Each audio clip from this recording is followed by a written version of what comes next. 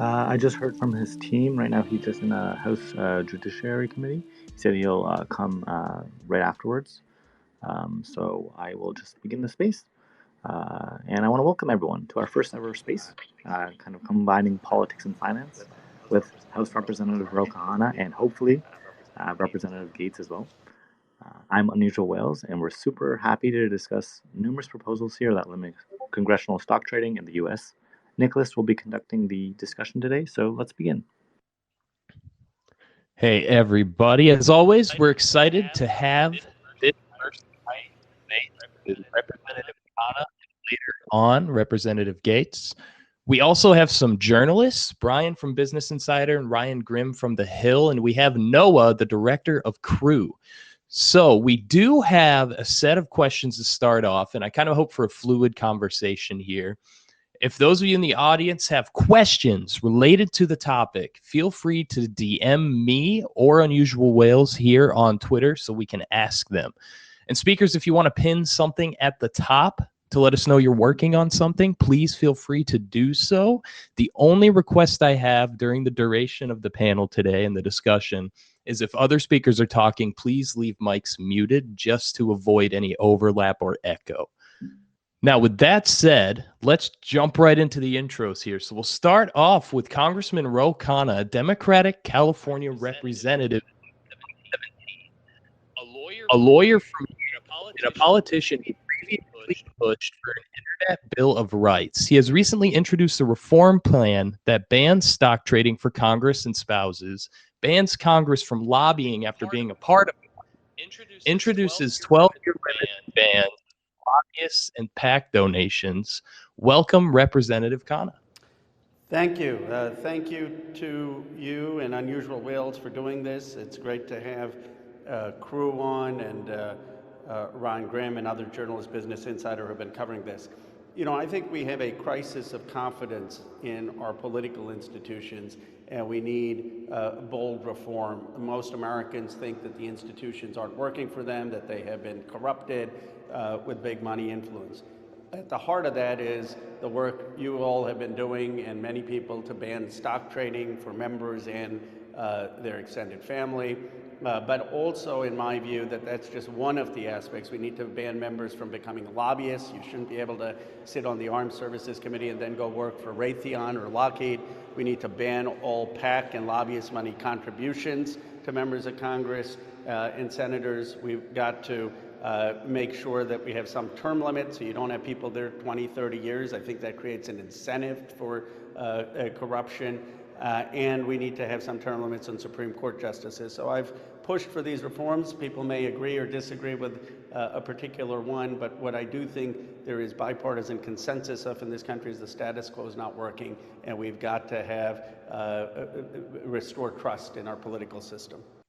Perfect. Thank you, Congressman Ro Khanna. Glad to have you here, and we'll have plenty of questions pertaining to everything you just said, I can assure you. For now, we're going to run through the speakers that we've got. We have Bryan Metzger, a senior politics reporter with Insider. After the Unusual Whales reporting, he's written extensively on politician trading and efforts to pass bans. He's interviewed numerous politicians like Representative Spanberger, who've put forward her own bill, and he's one of the first to hear of new bills and momentum on Congress. Happy to have you, Bryan. How you doing? Yeah, thanks so much for having me today. Looking forward to chatting about this topic. It's an exciting one. I'm excited too, and it's really big that we're able to get a couple of viewpoints on this today. Next, we have Ryan Grimm, the DC bureau chief at The Intercept and a longtime friend of Unusual Whales here on Twitter. He was part of the team that won a Pulitzer and has been the source of constant breaking reporting and is a key at deconstructing any issue into its parts. He has a third book coming out soon as well. Thanks for coming. Yeah, it's a good time. Glad to be here. Glad to have you. Next, we have Noah Bookbinder, is the Citizen for Ethics Crew president since March of 2015. He was the director of the Office of Legislative and Public Affairs at the United States Sentencing Commission and worked as a trial attorney for the United States Department of Justice's Public Integrity Section. He's been pivotal in pivoting Crew to legal actions and policy reform, particularly on political trading. Welcome, Noah. Great to be here, and thanks for shining a light on this really, really important issue. And thanks for being here to give your feedback and expertise, Noah. So just to kind of get us into the flow of things here, let's kind of set the stage a little bit. We're looking at things, it's early 2020, COVID has happened. Numerous politicians such as Senator Dianne Feinstein, Senator Jim Inhofe, Richard Burr, and Senator Kelly Loeffler, amongst around 20 others, sold millions in stocks before and after private COVID briefings, which was also before that large stock market crash in March. Those were all cleared in May by the Department of Justice. Now, before and after this news, Unusual Whales was reporting on politician trading kind of quietly, but then numerous of our reports went viral, getting picked up by numerous organizations like Business Insider and The Intercept, who began to do their own reporting. Since then, it's estimated that 70% of the United States public prefers that politicians do not trade. So I want to start us off with a question here for you, Representative Khanna. What is different with the previous years of getting Congress banned, and why such a big push now?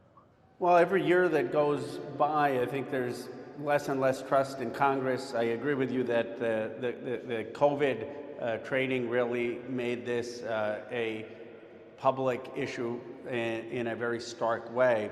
But I don't think you're going to get legislative progress on this until you have members of Congress and senators running on it in the 2024 election, and until you have both of the presidential candidates running on it. The good news is many of the newer members who have come in on both parties have run on this platform. And once you run on it, regardless of anything else, you often are obligated to work on it. And while there are a number of us on the Trust Act that Spanberger led and on the bill that AOC and Matt Gaetz led, I think it's 60, 70 co-sponsors. It's not enough until you actually have leadership say, we want to push it on the floor, until you have the president say, I'm going to talk about this in the State of the Union. And the way I think you get there is to get more people making this an issue in the 2024 election. So I'm hopeful we can get something next year. I'm doubtful that you're actually going to get it onto the floor until it becomes a clear issue that the parties, the president, and more candidates are running on. And I hope so. I would really like to see this reform go through. Now, Bryan and Ryan, I want to get you in here as well as we open up. There have been other bills introduced, such as Senator Hawley's the Pelosi Act or Spanberger's bill. Do you believe that this time it's different, given your previous reporting on it? How have other members in Congress reacted to this platform of stock trading or PAC donations? I would like to start with Bryan here, and then we'll kick it over to Ryan as well. Yeah, so certainly the topic of stock trading has been a massive topic in Congress over the last couple of years, certainly since I've been up here. For me, I sort of see COVID obviously played a huge role in setting the stage for this. I don't want to necessarily take credit for this or anything, but I had the chance to ask Speaker Pelosi about this topic in December of 2021. And she initially reacted sort of dismissively. She said that lawmakers should not be banned from trading stocks. We are a free market economy. Lawmakers should be able to participate in that. And I think that galvanized a lot of people seeing, sort of the highest ranking Democratic official in the House brush off this issue when so many people saw it as an issue that needed to be dealt with and addressed. And so, there's been a lot of progress legislatively in the last couple of years. As Congressman Khanna mentioned, there's a lot of folks who have run on this issue. There's a lot of folks that have lost elections. Not necessarily entirely because of this issue, but that was part of the election, part of the issue. And there are also folks who have, sort of quietly stopped trading or have taken steps to behave more ethically when it comes to their stock trades as well. One key example, and someone who I recently spoke with, was Republican Congressman Blake Moore of Utah. Insider did an entire project on this back in December of 2021. It was called Conflicted Congress. And he was one of 13 people that we gave essentially like a blinking red danger rating to, because he had made, I think, something like 76 late disclosures when it came to his stock trades. And, this was something that was raised in his reelection. He managed to win reelection, but since then, he has set up a blind trust. And he told me recently that he set up the blind trust entirely because of this issue, because, he doesn't want to deal with the media scrutiny around his stock trades. And I think that that's something we see more broadly with, again, candidates running on this. We had Congressman Dan Goldman, who had considerable assets before he was in Congress. He recently set up a blind trust as well. And so while I agree that legislative progress on this is going to be rather tough, and I can get into the dynamics on that, but I'll save it for now. It's certainly true that writ large, stock trading in Congress has been, I guess you could say, stigmatized to an extent. And we're seeing more and more examples of folks trading less, setting up blind trusts, taking steps to ensure that they aren't at least being perceived as engaging in insider trading. Thank you, Bryan. Now, Ryan, what are you seeing in Congress here and with the upcoming election? Do you think this time it actually is different? I mean, it does feel like it's moving in that direction, but like Bryan said, there are still some obstacles in front of it. And I'd be curious for Congressman Khanna's take on this. But, I've heard from some members of Congress that their understanding is that there's kind of an unspoken, or at least it hasn't been spoken to them, but they feel like that there's a deal out there basically between House leadership and a lot of rank and file members that said, okay, politically speaking, we can't do raises anymore. Like we can't even do cost of living raises. And the cost of rent is going through the roof in Washington, D.C. And so for a member of Congress who's living in two different places and, spending $2,000 or $3,000 a month on rent in D.C. plus, supporting the family, back at home, it's getting more difficult. And the unspoken deal being, well, you can, you can trade a little bit on the side. And so I think there is in every country like a link between the amount that the public pays for public servants and the amount of corruption you get. Like the public gets what it pays for.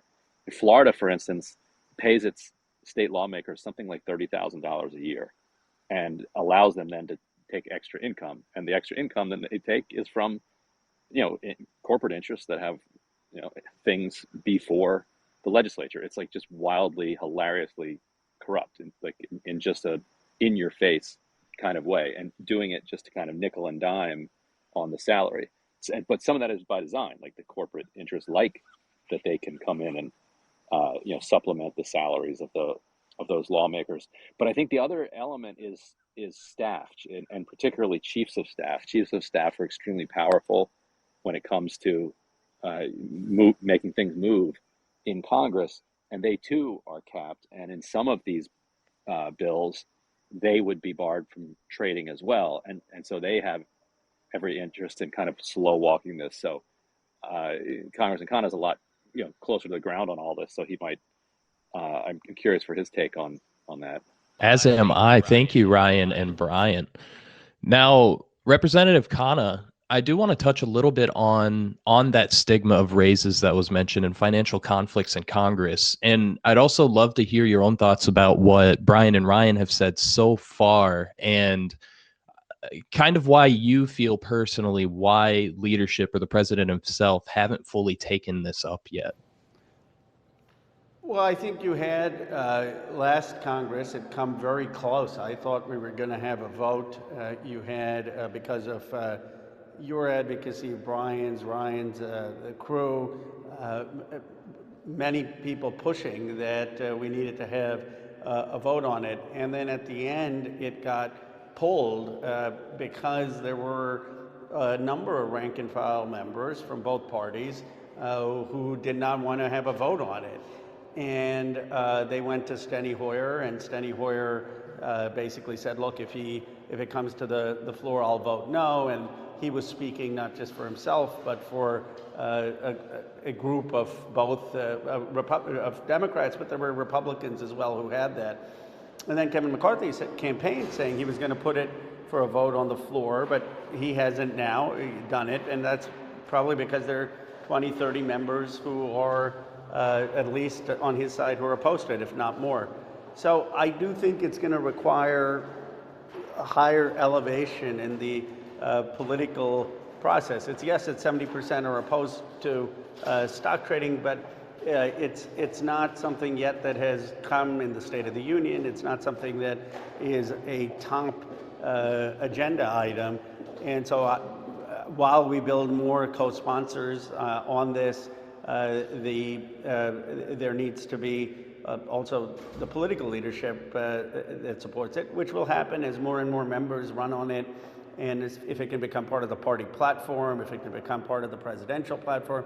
I mean, you know, even if Donald Trump is giving lip service to a ban on stock trading, which I think I've heard him talk about, if Joe Biden also says that he would push for that in 2024 if he wins, and in my view, include other reform agenda. I mean, like I said, I support the ban on stock trading. I think it's one part of the challenge. I think a huge part of the challenge of corruption is the influence of big money, the influence of lobbyists, the influence of campaign finance, and so I think we need a comprehensive agenda. The last point I make on it is just that the perfect can't be the enemy of the good. There are genuine complex issues of what qualifies as trust. The OGE, the Office of Government Ethics, has requirements on that, and I think we should just do something, is start somewhere, and then we can continue to fix it and amend it. But what's the most important to me is to actually take action. We haven't had something since the Disclose Act in 2012, which, by the way, in the last point, I don't want to go on too long, has made a difference, because if it weren't for the Disclose Act, no one would be talking about this, because none of the trades and things would be disclosed. So obviously that did make a difference, and now we have to take the next step. I think that's a really good way to put it, Ro. Thank you. So, Noah, I want to get you in on this as well here. In a letter to Congress, specifically to Pelosi, titled Crew to Pelosi and Congressional Stock Trading, you cite the existing problem of failure to report stock transactions within the required 45-day window and mention a number of bills Pelosi should explicitly support, among them the Trust in Congress Act, the Humble Act, and others. In your opinion, Noah, which bill has the highest likelihood of being passed? And as a follow-up to that, do you think these measures go far enough? Or is an outright complete ban on stock trading the only acceptable course of action?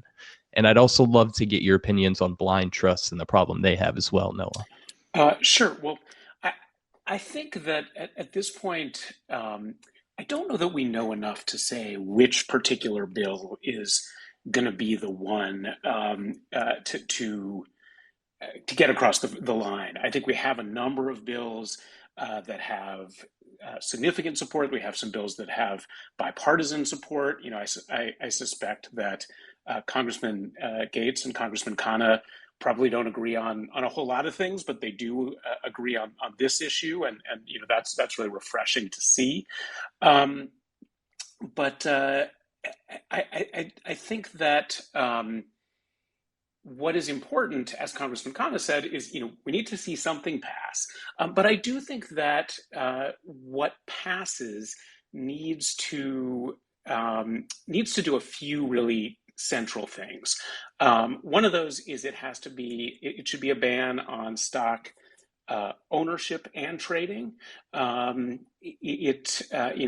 terms of that you know, the idea of members just kind of keeping what they've got is still not good enough. You know, that addresses one of the problems. That addresses the problem of members using confidential information or non-public information that they get as members of Congress, and then going and making trades based on that. But it doesn't address the other problem, which is that, you know, you don't want members of Congress making decisions on how to vote on legislation and how to do their jobs based on what stock they own. They should be doing it based on what's in the interest of the American people. So that's one important part.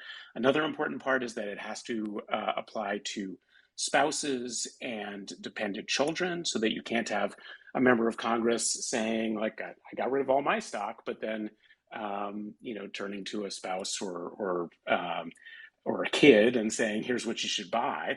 And then the third part is it's got to be enforceable. There has to be you know, some you know, meaningful mechanism for actually holding members of Congress to this. So, you know, I think we need all of those things.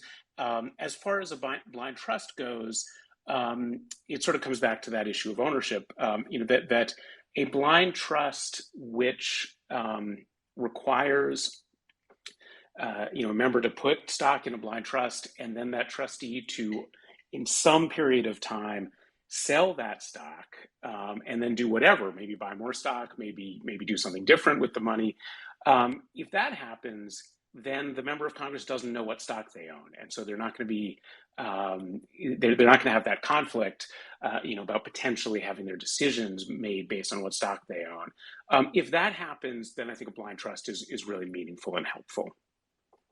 Thank you, Ryan. So just to kind of move along here, a Christian Cooper of Subversive ETFs asked, I have noticed a stark divide between the holdings of Republicans versus the holdings of Democrats. I am curious about how both Gates and Khanna view the psychology of investor choice. Members seem to have access to the same information, but they express the views around the world very differently, with Republican very energy focused and Democrats very tech focused. Ro, could you maybe comment on that for our listener, Christian Cooper here? Well, it wouldn't surprise me. I mean, obviously, the energy industry is more supportive of Republicans, and the technology industry is probably more supportive of Democrats, and maybe that reflects the financial choices. And things are complex. I mean, as is widely known, and I've been very transparent about, my wife had inheritance before I was in Congress. She's the daughter of an Indian immigrant who built a very successful TransStar company, and she has significant resources because of that. And so in our situation, she had a diversified trust where neither I nor she trade in the trust, and the trust is basically as wide as an S&P 500, and under the Office of Government Ethics rules, that's one of the ways to eliminate conflicts with diversified trusts. Is when John Kerry was Secretary of State, how he did things. But the question is, in my view, not and whatever the rules are, we should comply. And if the rules are more strict, we should have more strict compliance. I think my view, if it could be a dissenting view, is I don't think most members of Congress are actually engaged in corruption, but that's not the point. The point is it's a perception issue, and it is an issue that's further eroding trust, and we ought to pass something and then have everyone comply with it. And the current situation where you actually have members or their spouses sitting there trading on stocks that are coming before the committee, even if it's innocuous, is eroding the public trust and should not be allowed. And it's not allowed in the executive branch. I think that's a really good point, Ro. And I would also just follow up to say that keyword comply there, right? Because I mean, we're seeing just tons of issues, especially like we mentioned earlier, that 45-day reporting window just not being adhered to at all.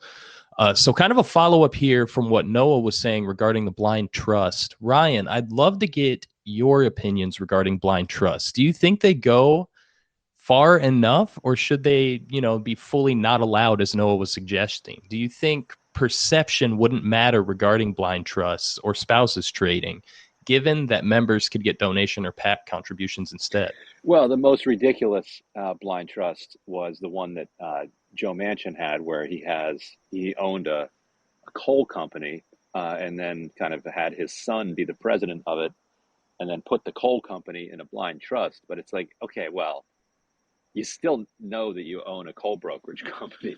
you can say it's in a blind trust, but you have it. So if you know what's in the blind trust, then that gets to the point that Noah was making, which is that, yes, we don't want people trading on inside information, but almost more importantly, you don't want people taking into account what their holdings are when they're deciding whether or not to vote on something. They should be voting on it based on what their principles are and what their constituents want them to do, not how it might affect them. So if something is truly blind, that's one thing, but in a lot of cases it's not. I don't see why there can't be some sort of just kind of public financial advisor for members of Congress that, when if you have a 401k, your company gives you 3 or 4 different options that you can, put your money into. And I don't see why they don't just say, all right, look, you're in Congress, your holdings have to go into these funds. And here you have 4 choices, some are more aggressive than others, and open them up to the public so it's not elitist. Like if the public wants to throw into one of those, then go ahead. But otherwise, you're a public servant. You're not there to get rich. So you're going to have to just divest and put your holdings into these vehicles that are very transparent. Yeah, and one thing that I would add on blind trust as well is that, there are some bills that try to tackle this issue that Ryan was getting at, where it's like, yeah, you have a blind trust, but you know exactly what's in it, at least initially. Senator Jeff Merkley, a Democratic senator from Oregon, he's led the bill in the Senate that I believe has the most support as of now. I think it has something like 20 co-sponsors, about a fifth of the Senate.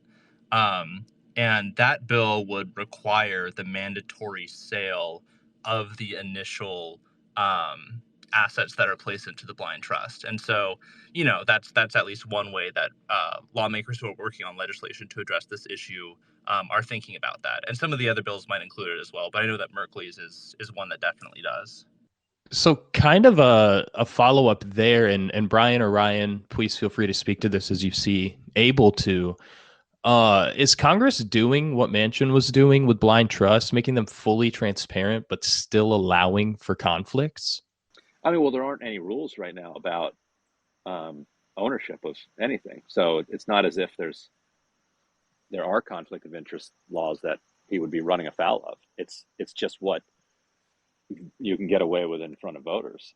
And Manchin, I guess, felt confident that was sufficient for him. Although it did become a political issue for him as he continued to oppose Build Back Better. He increasingly started to get questioned about his own direct interests in a coal company.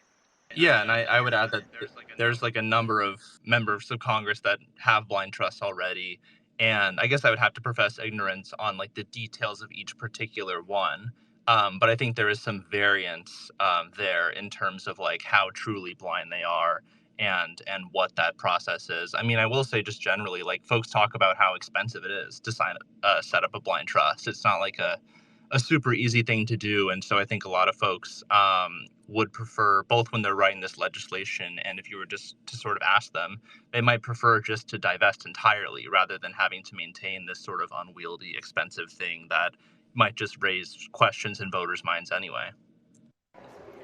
I do think one point, this is Ro, again, and I agree that the Trust Act and other things may be the ideal legislation, but one of the challenges has been that the details of some of this stuff can get so complex, and it actually gives an excuse for inaction. And so people say, well, what are we going to do? Are we going to require divestment or not? Are we going to allow blind trust or diversified trust, et cetera? And then it just nothing happens. And my view is we should probably push for the ideal, but why not at least get some legislation that can pass, and then maybe you can have some of the administrative points be worked out, but at least stop the day trading of members and spouses and anyone that, you can easily pass that law. And I'm not saying you shouldn't go further. The Trust Act is great.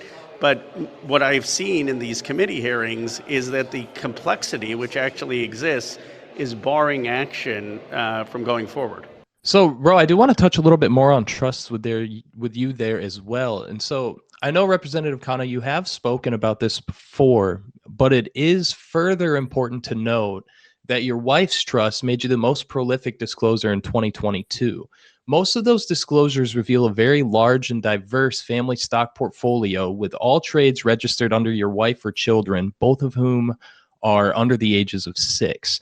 Given your father-in-law's success. Now, you've said these trusts existed before you were married, Representative Khanna, but why was there so much trading in 2022 specifically? And as a tie-on to that, as Gaetz's proposal has suggested, do you think spouses should also be included? I do. I support Gaetz's proposal, and my sense is that there's probably in the trust wide trading in 22, 21, 20 every year because it's a fairly large trust that has been set up and it's very diversified. And I think it's actually good to be diversified. And my sense from when we had lawyers look at it, the trust had existed before I got into Congress, but that it complied with what the OGE rules are for a diversified trust. That said, if there are other rules that come in other than the fact that my wife and I don't trade. If it was some other trust that should be set up, we would do it. We've complied for 7 years. I don't want to jinx myself, but I've been on time every single month on every disclosure, and I've been as transparent as possible, and have supported the bills, and it would support whatever the bill is that's the strictest one. But I've tried to navigate it in this context the best I can and with transparency. Thank you, Ro. So now I want to pivot the topic here to Noah. How can lobbying be fixed in the political process? An example is House Republican Kevin Hern, who also sat on the Committee of Ways and Means. He had bought and sold FS Investments, ticker FSK stocks. The company lobbied Congress on taxation and internal revenue code. Before the lobbying, Representative Hern was up 33.2% at the time of selling.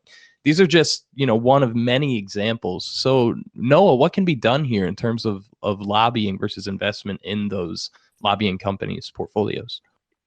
Well, I mean, I think, first of all, some of that goes away if you ban stock ownership and ban stock trading. Then you don't have to worry about the sort of interaction between lobbying and what kind of stock members are owning, members are trading. So I'd start there. But beyond that, as Congressman Khanna was saying, we do need a broader set of reforms. We should be we should have much more concrete and enforceable kind of revolving door bans as to people moving back and forth between Congress or the executive branch and industries and lobbying. There are some restrictions on that, but they are pretty loose. There are a lot of ways around them. So tightening that up is going to be important. Tightening up lobbying disclosure is important.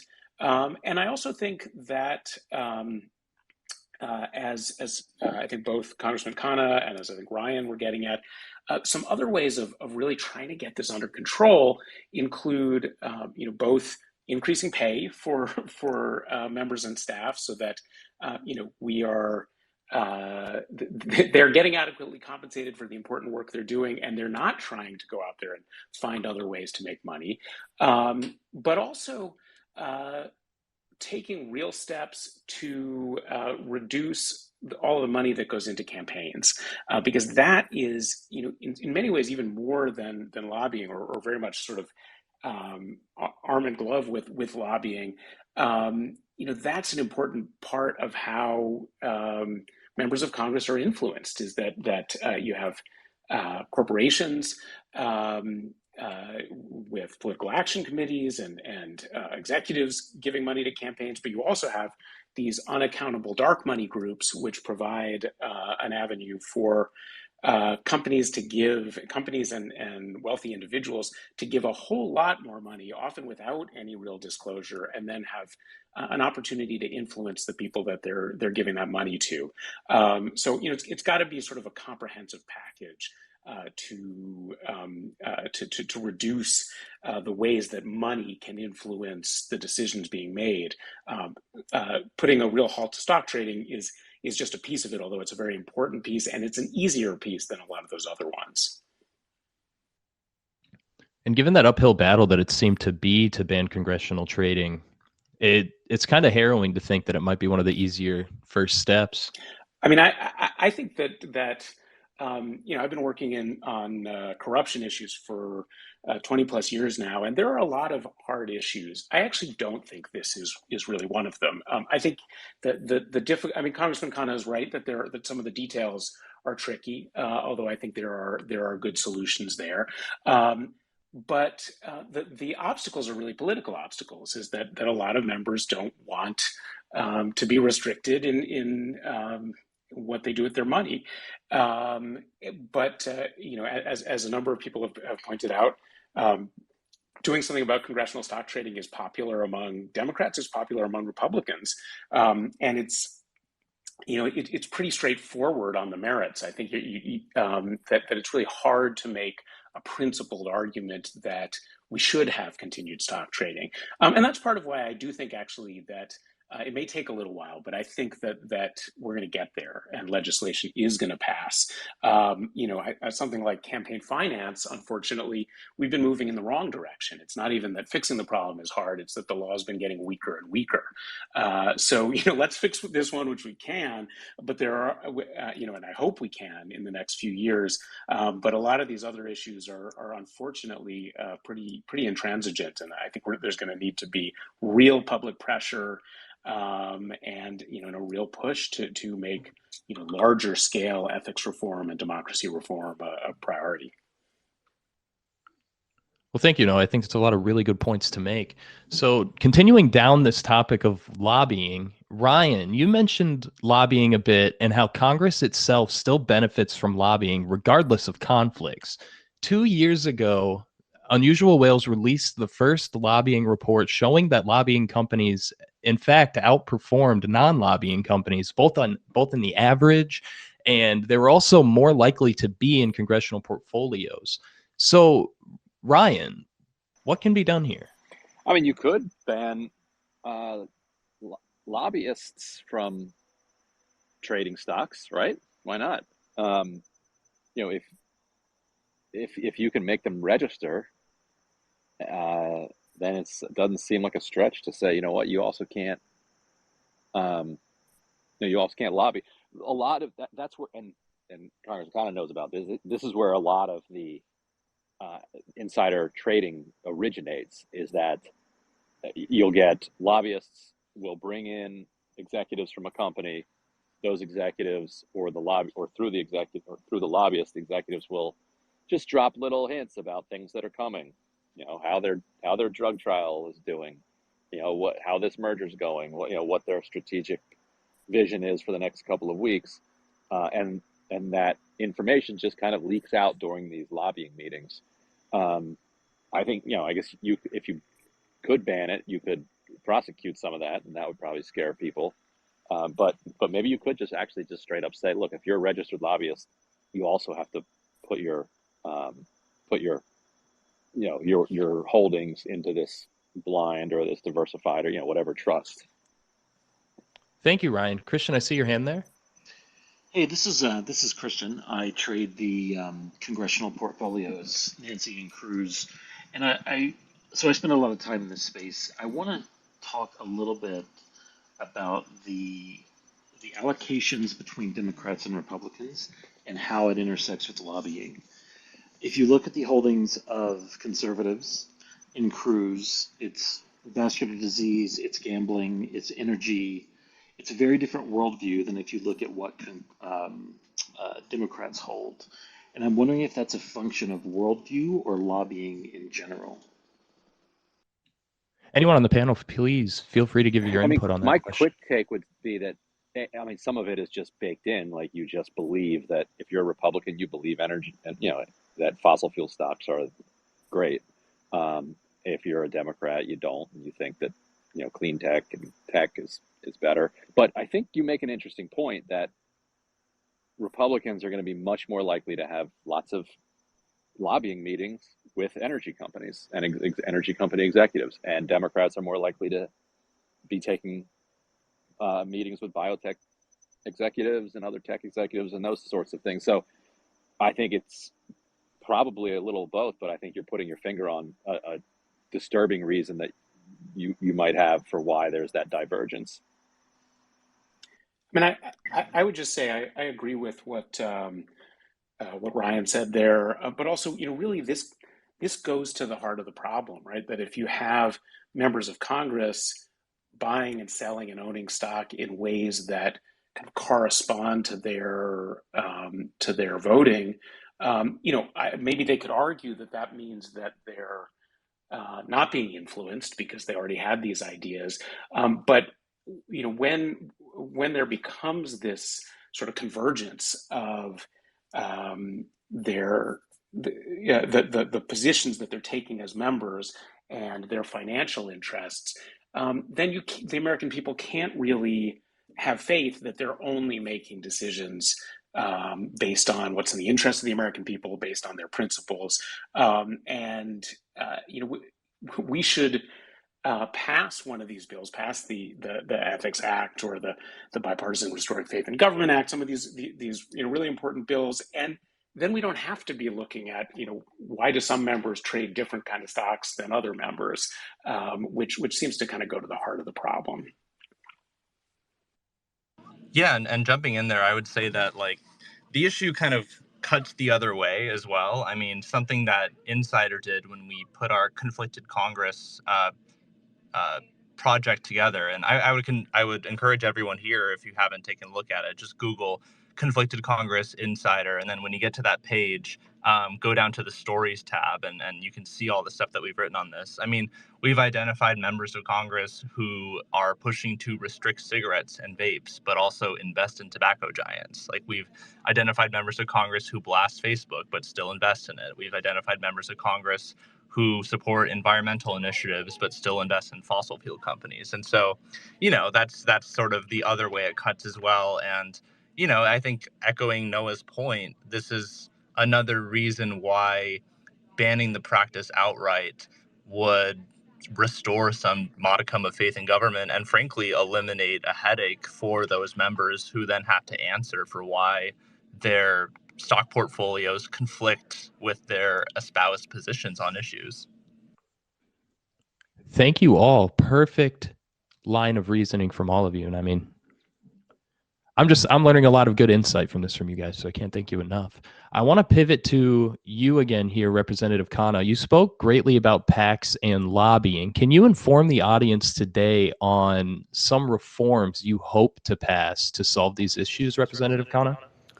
Well, first, I do hope we actually get a bill passed to ban stock trading. I mean, one point that is a total red herring is that, somehow people aren't going to want to go and serve. I mean, give me a break. I mean, they passed the Disclose Act. Everyone afterward complied, and I don't see less people rushing to run for political office, and I don't see people giving these seats up. I mean, the Economist had an article saying that the turnover rate in the United States Congress for incumbents is less than the turnover rate in European monarchies. So, these are highly desirable jobs. People are still going to want them. You're still helping lead the world's greatest superpower. And if that means that we ban stock trading, people are still going to be willing to serve. And if they're not, then someone else can step up. But, I do think, I forget who said this on the panel, that this is the easy thing to do, actually. I mean, it's going to be much harder to get rid of super PAC money and lobbyist money and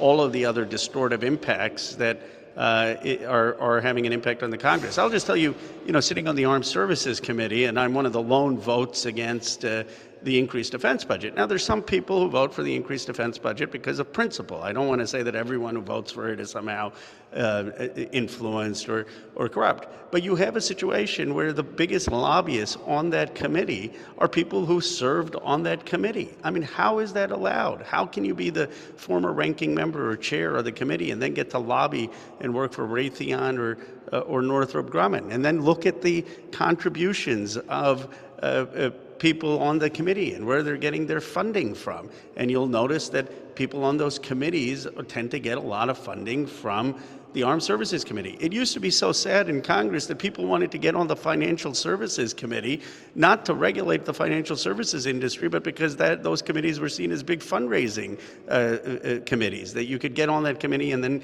suddenly you get the bank money and the money from these financial interests. So I do think that, another simpler reform to getting the money out is to put restrictions. I would have a lifetime ban on members or staff, but at least a 10-year ban in the lobbying if you're serving on these committees. And I would try to have some ban on the contributions that you can take if you're serving on these committees from relevant industries. But to me, that is a huge portion of the distortion in Congress is the lobbying and the funding. Thank you, Representative. I think you hit the nail on the head there.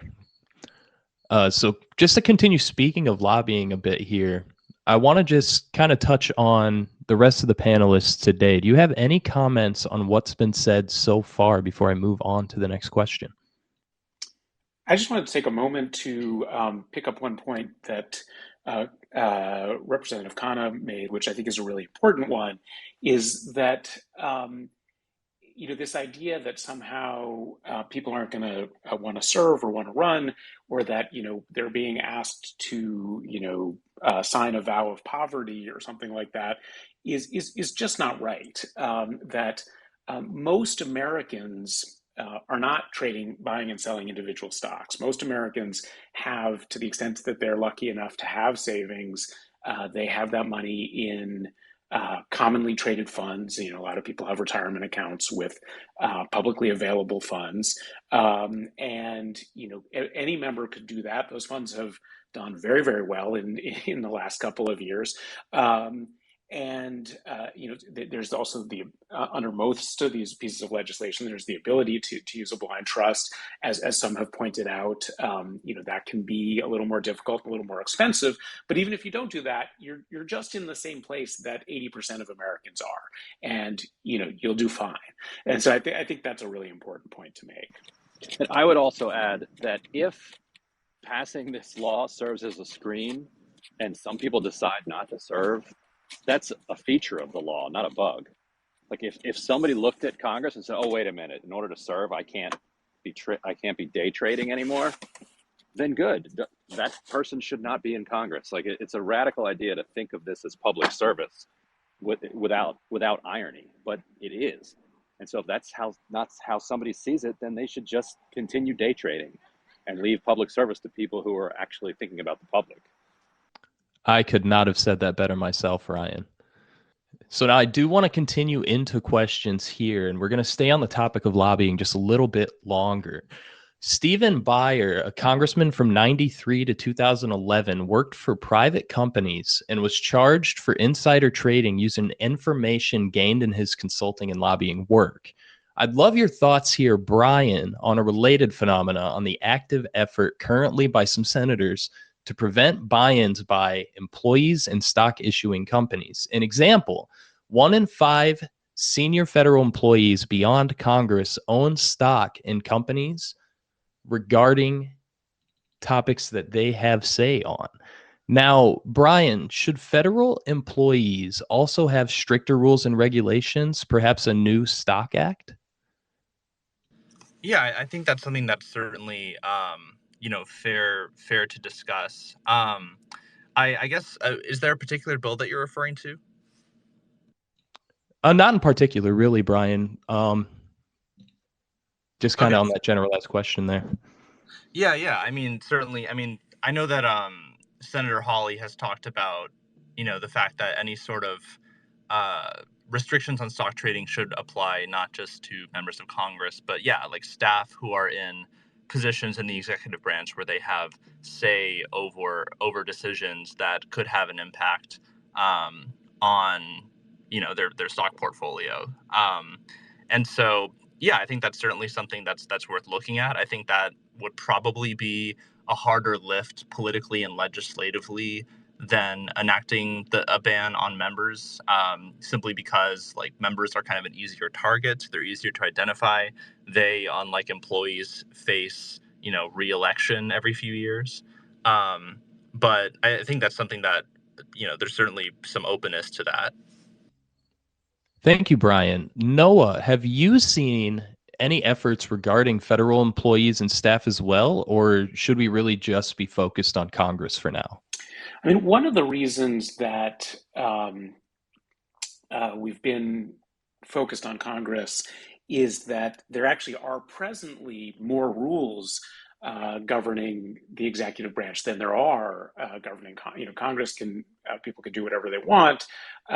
There are some restrictions in some cases in the executive branch, but I also agree that there can and should be some tightening there too. That it is a problem to have any government employee, that includes the executive branch. It should also include judges, making decisions on issues where they have a financial interest. There's a conflict of interest law.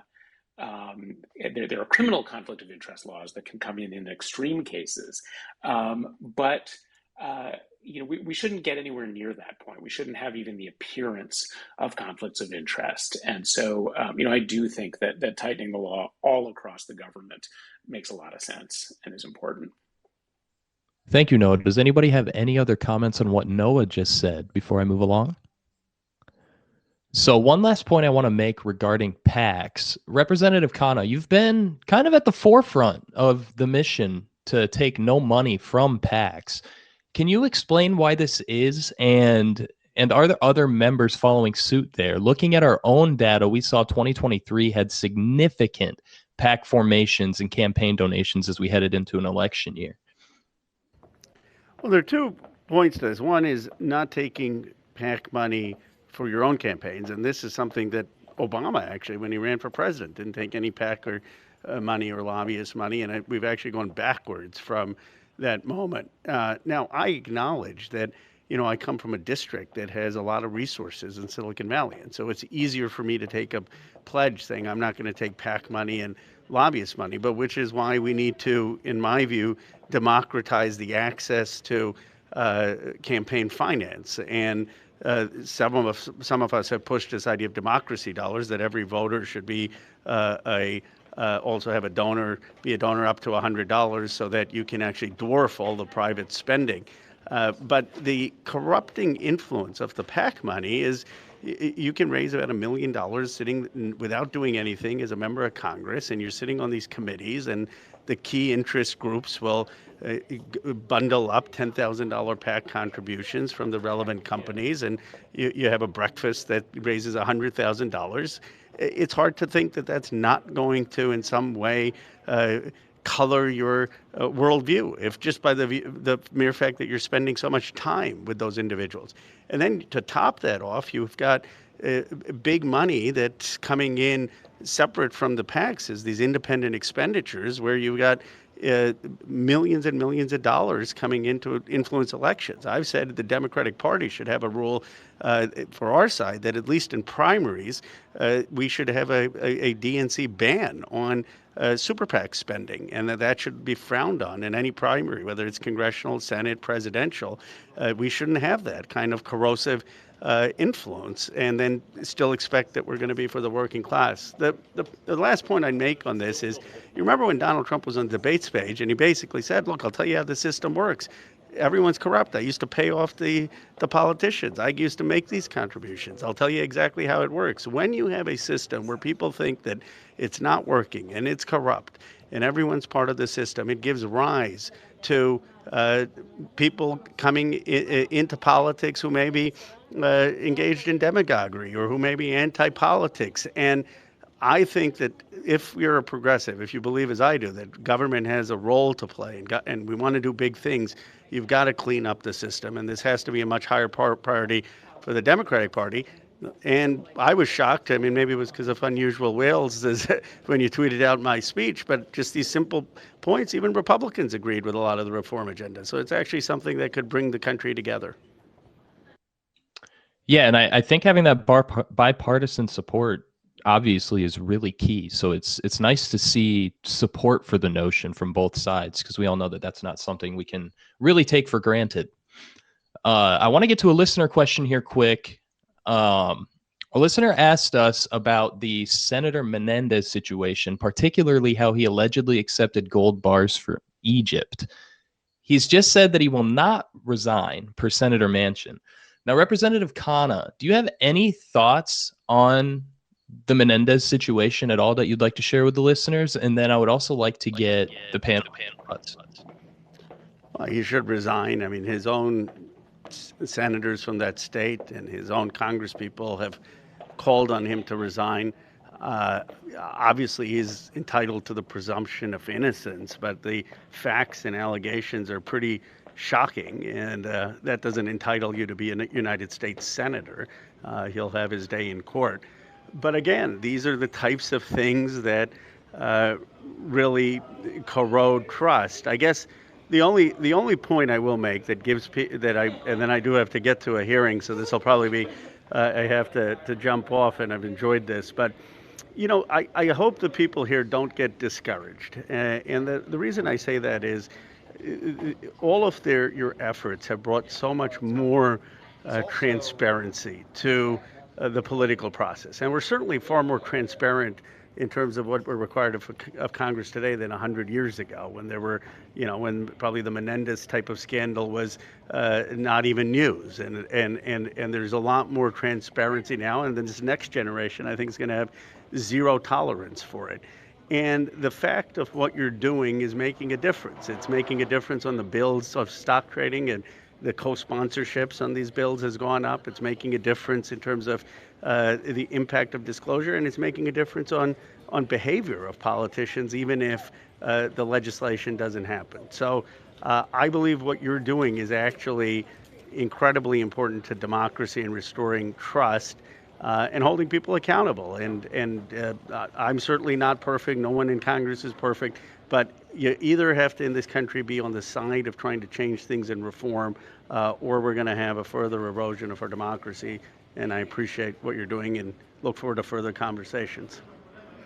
I appreciate all of that, Representative. I really appreciate you taking the time to be here. So what I want to do here is, does anybody on the panel have any comments to what the representative has just said? And then we'll move along to closing thoughts here. Yeah, I would just say that the Menendez situation, it's obviously an ongoing one. He just spoke to the Senate Democratic Caucus, and as you said, from what I've seen, reiterated that he won't resign. 30 of his colleagues have called for him to resign. I mean, that's most of his Democratic colleagues, and so I think it'll be fascinating to watch just how he comports himself, how the caucus deals with that over the next however many months it is until the 2024 elections. Because, I don't see Menendez getting reelected, but, there's a chance that he will stick around as a senator.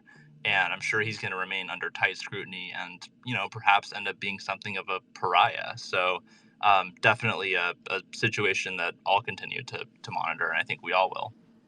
And just so people understand what he's probably thinking, and I mentioned this in my newsletter, that the prosecutors take into account whether or not you resign or whether you decide not to run for re-election when they're prosecuting public officials. In other words, it's a card that he can play. It's leverage that he has with prosecutors to try to get a better deal, because his top priority at this point might be staying out of jail rather than staying in office. So if he resigns now, then he can't offer to prosecutors to resign later as part of a plea deal. So, but if his tenure becomes so kind of untenable and not credible, then there is barely a card for him to play. But I think part of it is that he is so busted that he's now thinking like, okay, how do I not die in prison at this point? I mean, I think it's important to remember also that, I mean, as outrageous as these charges are, and they're even for somebody who used to be a corruption prosecutor, this is really outrageous.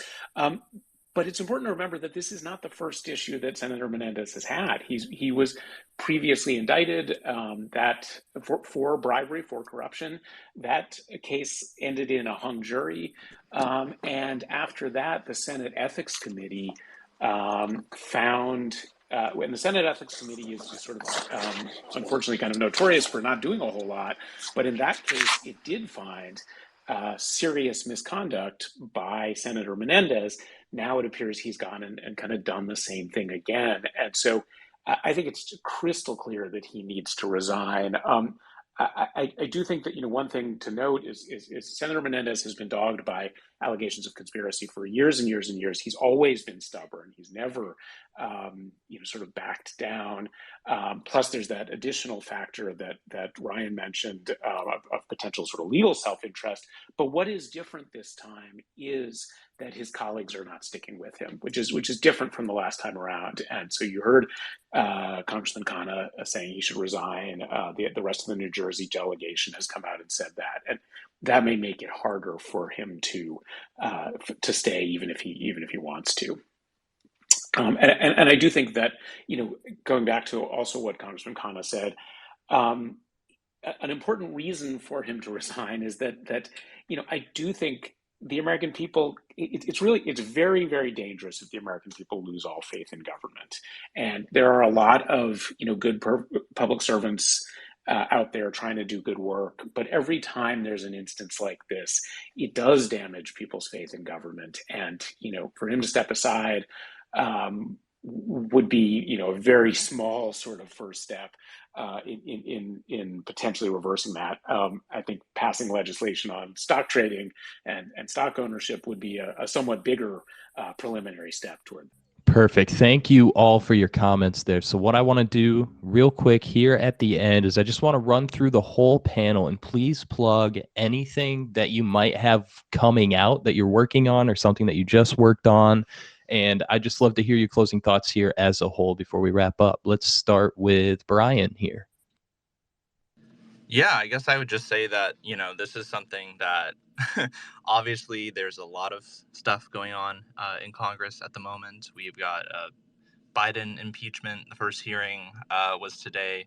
We've got the scandal around Menendez. We've got government funding. We've got appropriations. So, in the next few months, I don't expect there to be a ton of new sort of developments or chatter on this particular issue. But, going into next year when there are, when the 2024 campaign will be ramping up, folks will be again sort of running on this issue. We may see more, at least discussion of it, and potentially some amount of movement. And so that's something that I'll certainly be watching for. In the Senate, for example, Schumer has said that he is supportive broadly of the effort and is interested in putting something on the floor. It's just a matter of getting 60 votes for it. And in the House, McCarthy has gestured at the issue, said he's supportive of it. But as we all know, there are some very complicated dynamics there that are sure to complicate any effort to enact these reforms. But, if someone starts to make an effort, that's certainly something that I'll be covering and looking out for. Thank you, Bryan, and thanks for coming today. Ryan, any closing thoughts here? Anything you're working? Yeah, I thought Congressman Khanna's point about opponents of this using the complexity of it to kill it was very smart, and it's something that people should keep in mind, and not to become kind of useful idiots for the other side. So that is worth thinking about. It's genuinely complex, but on the other hand, just doing something is better than doing nothing, because they're just going to try to drag this out forever and ever and ever, and just constantly keep saying that they're going to do it, but just never do it. And since we're doing plugs, I got a book coming out in December, which is sort of like a sequel. If you read We've Got People, it's a sequel to that one.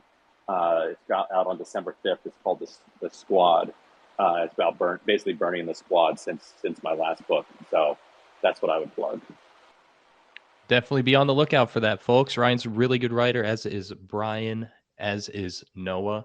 I just can't articulate a lot of the things on my mind the way that these folks do. So I can't thank you all enough for coming again. Noah, do you have any closing thoughts here? Anything you want to put out there that you might be working on? Absolutely. So I do. I want to pick up on the point that Ryan just made, which is, I think the real answer to this question of, oh, this is too complicated, we can't fix it, is that it's not complicated. Some of the details are a little tricky, and there's some negotiation that has to happen on those. But the big, the broad principles are actually quite simple. And, I think we need to keep coming back to that when there are efforts to sort of muddy the waters.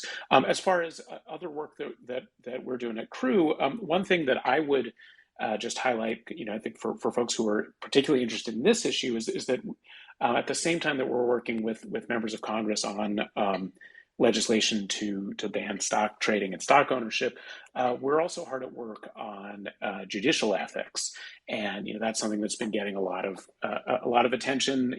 There's also legislation in both the Senate and the House, and one piece of that, it's not the piece that has gotten the most attention, but it's a significant piece, is that there have been, the Wall Street Journal had a piece last year about literally hundreds of cases of federal judges deciding cases where they own stock in parties who had an interest in the cases before them, which is, a really pretty outrageous kind of conflict of interest. And so this same issue happens in the judicial branch. It's got to be fixed the same way. Federal judges shouldn't be owning and trading stock either. So that's another thing that I would, encourage folks who are interested in this issue to take a look at. And I think there's a real possibility in the next few years of reform on that side as well. Well, thank you so much. And thank you again for being here. Christian, as kind of an honorary here at the end, is there anything you wanted to tag on to what everybody said so far? Well, we can certainly talk about the congressional ETFs, Nancy and Cruz. Nancy is beating the market by about 200 basis points. Cruz is trailing by around 600, so keep your eye on those and see how we go into year end. Very different portfolios, very different views of the world. Oh, one last point. If Representative Gates wants to make up for missing this, he should make the stock trading ban contingent on not shutting the government down. I mean, there you go. He's not really asking for anything achievable like that. He can actually get, right? That'll do it. I like the way you think. All right, everybody. Every single panelist we had today follows these issues pretty closely. So if you're wanting to stay on top of that, aside from following Unusual Whales, please follow them and keep an eye on their work. You're going to learn a lot, and they'll keep you up to date on, the motions that are being pushed and any progress made on the acts. And keep your eyes on the Unusual Whales Twitter page for future panels such as this one. Thank you, everybody, for coming. Enjoy the rest of your day.